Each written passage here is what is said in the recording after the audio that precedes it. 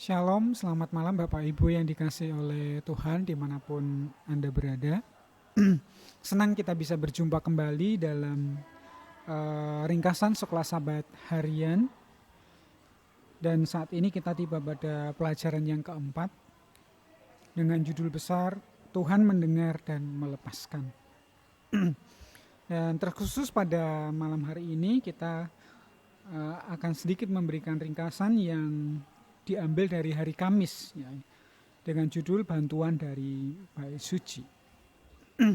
Nah, kalau kita sekilas mengingat kembali bagaimana Bait Suci itu didirikan, kemudian proses yang terjadi di dalam Bait Suci, kita melihat di situ Bait Suci merupakan satu tempat pertolongan, keamanan dan keselamatan. Nah, sebagaimana dengan ayat hafalan yang telah kita baca dalam untuk 1 minggu ini, yaitu apabila orang-orang benar itu berseru-seru, maka Tuhan mendengar dan melepaskan mereka dari segala kesesakan. Contoh gambaran yang paling sederhana yang bisa kita lihat adalah aplikasi yang kita dapat dari Bait Suci tadi.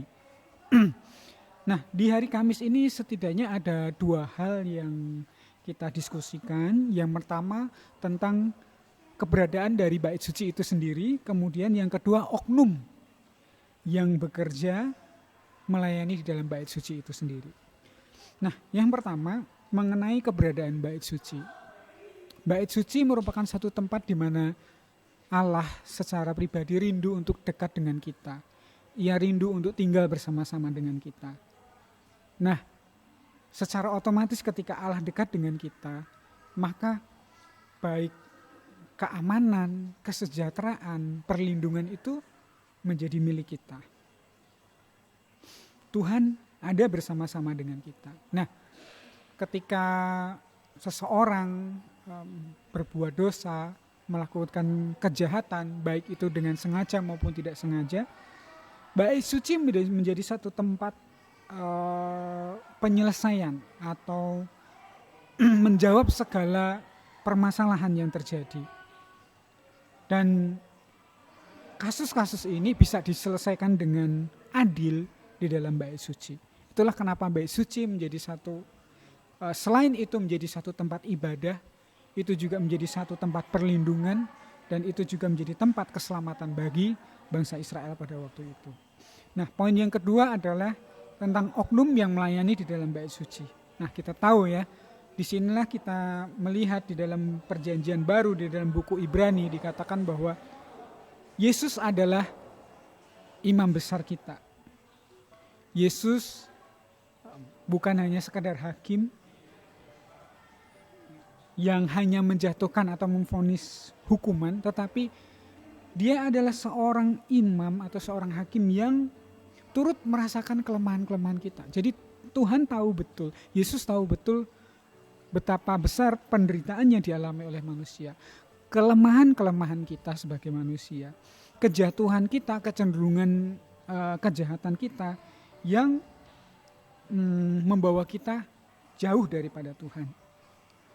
Nah, oleh karena Yesus tahu betul betapa lemahnya manusia, maka dia bisa menjadi penolong ya bagi kita yang merasakan ketidakberdayaan dari kelemahan-kelemahan kita.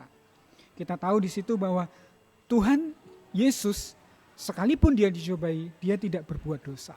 Dan ini menjadi satu pengharapan bagi kita sebagai umat-umat Tuhan, bila mana kita datang kepada Kristus, Kristus dapat menjadi satu oknum yang mendamaikan pribadi kita dengan Tuhan. Jadi Kristus adalah penolong, Kristus adalah pusat keselamatan dari kita.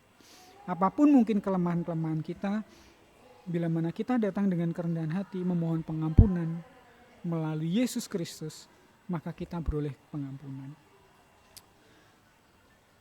Tidak ada di dalam diri kita yang memberi kita jasa apapun di hadapan Tuhan.